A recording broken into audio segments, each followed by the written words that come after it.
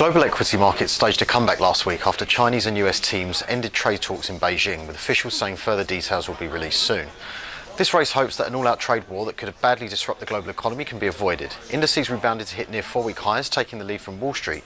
Global growth fears, which decimated markets in the final quarter of 2018, will still be at the forefront of traders' minds, and important Chinese gross domestic product figures in the early hours of Thursday morning could determine short-term sentiment for global indices such as Wall Street, FTSE and the German DAX.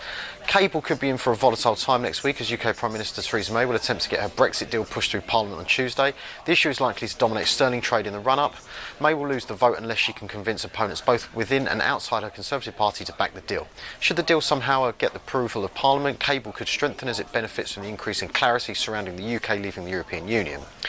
Euro-Canadian could see movement towards the end of the week when consumer price index inflation from Europe is released at 10 a.m. On Thursday morning, this will be followed by Canadian ADP employment data at 1:30 and CPI data from Canada on Friday.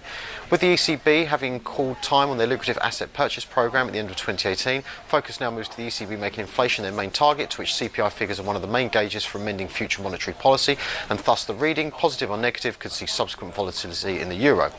Brent crude also benefited from the extension of US-China talks, which raised hopes of easing trade tensions between the two superpowers, but gains were capped by signs of rising US refined production supply.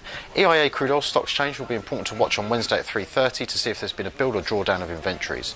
Although macroeconomic data remains key drivers for markets, it's worth remembering that any developments or progress surrounding the US-China trade war, as well as Brexit negotiations between the UK government and the European Union, will be important to monitor for further over-exaggerated moves in global indices and relevant currency pairings.